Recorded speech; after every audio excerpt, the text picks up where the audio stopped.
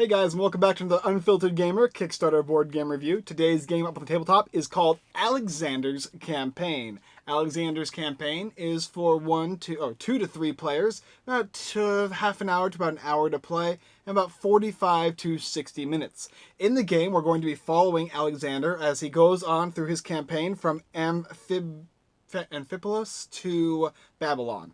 And as he's traveling around, we're going to be controlling cities and capturing cities. We're going to be exploring these specific locations, as well as using different actions, such as archers or maybe cavalry, as well as even our big phalanx.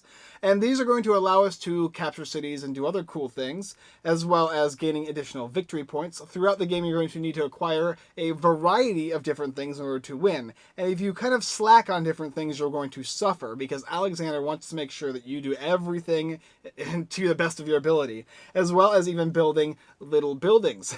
You're going to work with the Grand Architect to help build certain types of buildings, and you're going to need to build at least one of all of them in order to win, as well as use all of the different types of actions and a bunch of other stuff in order to win the game. But it's a fun and exciting little game, and I really, really, really think you'll enjoy taking a look at Alexander's Campaign.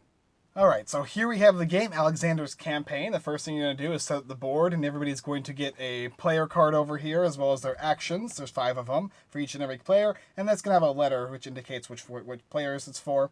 You're also going to go ahead and put one of these little tokens on each and every mark right here, as well as the 0 marker for over here. You have 2 abilities throughout the game you'll be using, and every character has their own unique abilities. There's Antigonus, there's Ptolemy, and Craterus. There's the 3 different generals that are going to be working with Alexander. Make sure Alexander is starting here on Amphipolis, and there's going to be a track that follows all throughout the board as you go across, okay?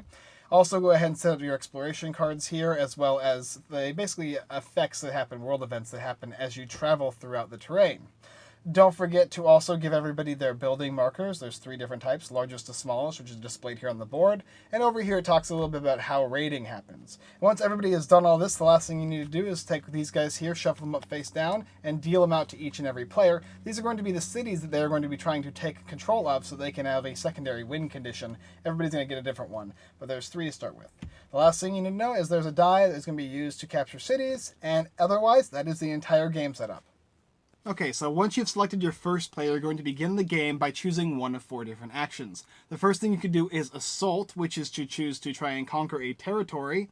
The next thing you could try to do is Explore, and as long as you have a card or tile that allows you to explore a certain territory, you can go ahead and do that. The next thing you could do is Tax, which simply is letting you refresh the actions you have used on your turn. And the final thing you can do is Pass. Now, you can never pass more than you can't do twice in a row. So if I pass, my next opponent cannot pass as well. After you've taken one of these 4 actions, which have a bit of subtlety in them, and I'll show you down below, then you're going to go ahead and give it to your next player and rinse and repeat throughout the entire game. Let me go ahead and show you a couple turns of the game. Okay, so now I'm going to explain a couple turns of the game. We're going to actually make it just a 2-player game. We're using Ptolemy over there and Antigonus over here. First will be Antigonus, and we'll explain. The first thing you can do is Assault, Explore, Tax, or Pass, right?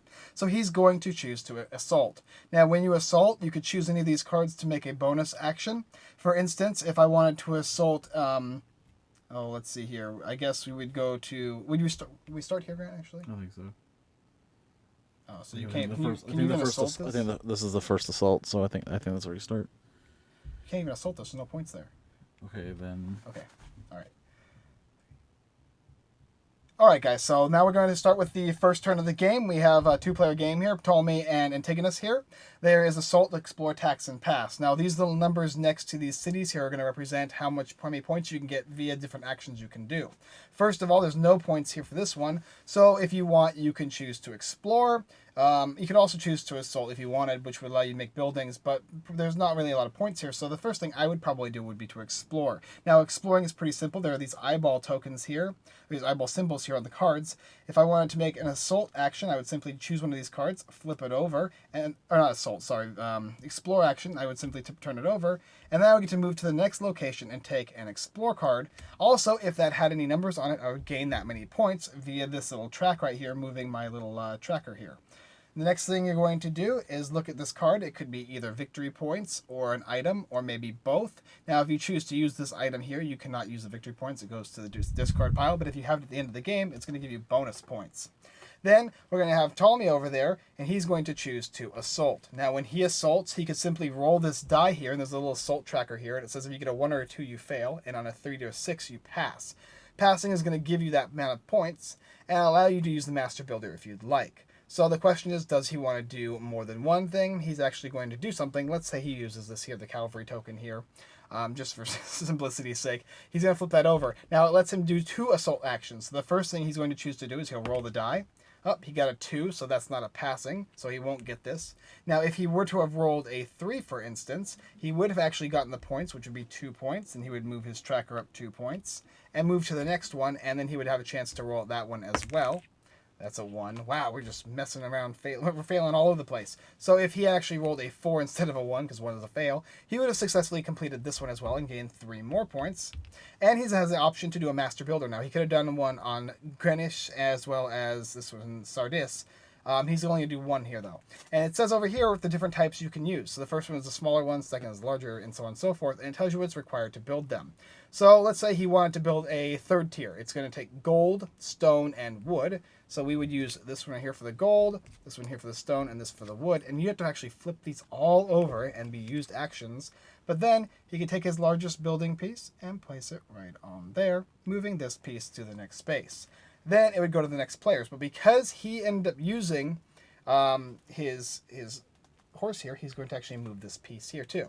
Whenever you use any of these different types of cards, you're going to move the piece across. And if you don't actually move these across throughout the game, you could lose the game, because if you do not have these tokens off here, these little skulls here, you'll lose the game. Another thing is victory conditions. Whenever you assault a province that is the same one on your list of cards here that you're going to get at the beginning of the game, you're going to score victory points that go across the board. If you ever score 6 of them, if you ever conquered 6 of them, then you are actually going to win the game instantly, as opposed to points at the end of the game. And these are all the different types of places. Everybody is going to get one. Another thing is you also have to be able to build all of the different types of buildings, all 3 of these different types, the smallest to the largest. And another thing you need to do is have 2 explore tokens at the end of the game, or 2 explore tiles at the end of the game, and that would be a lot of stuff there's a lot of stuff to require.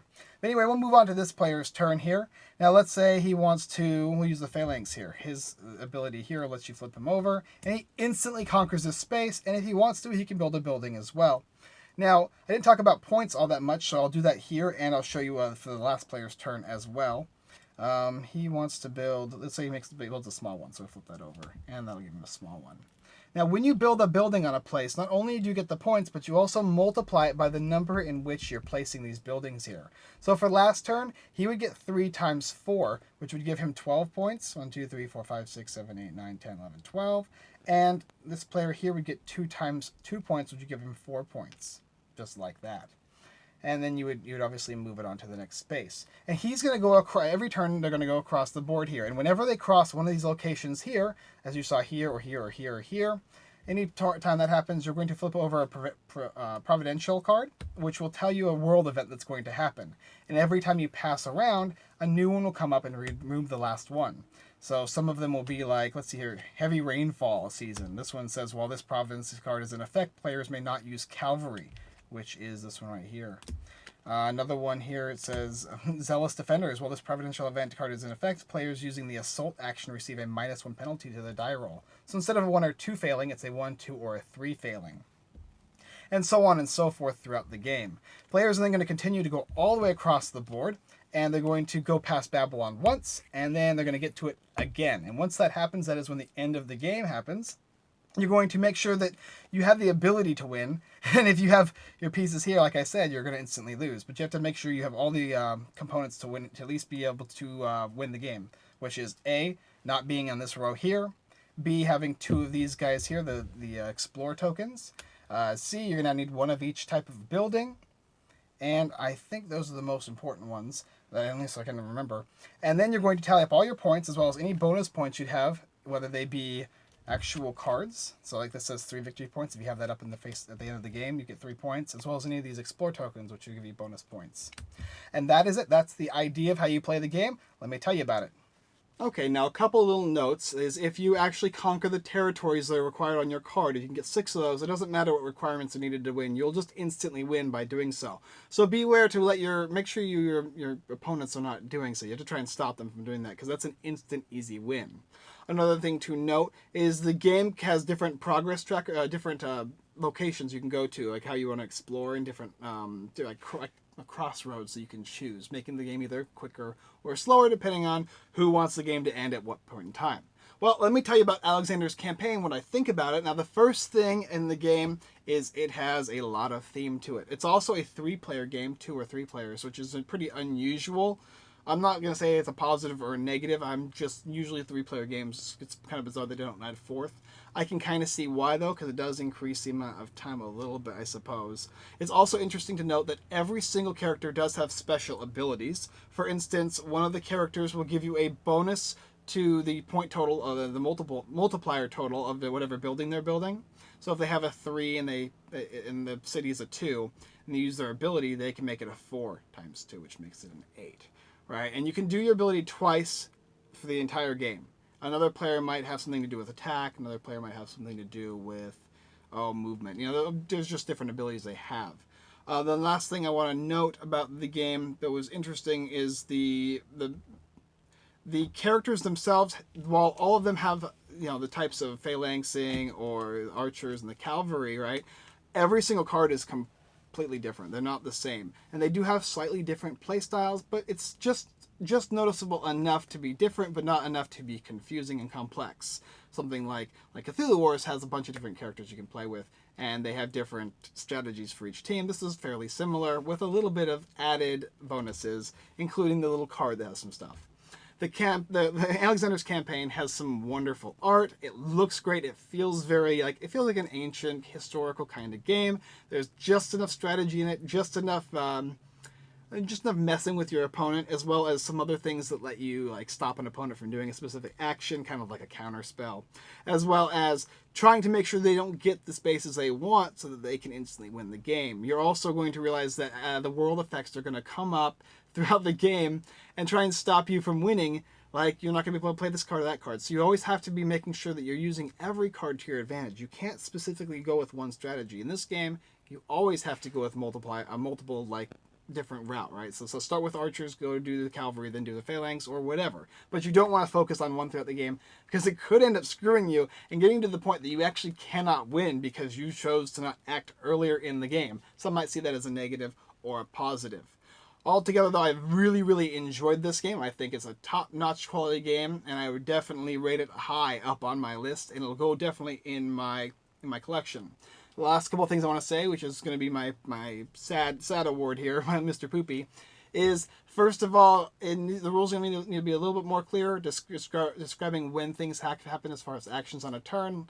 There's just a little bit of clarity that needs to be added. It's not bad, though, and definitely by the time the campaign comes around, I'm sure they're going to have the small things.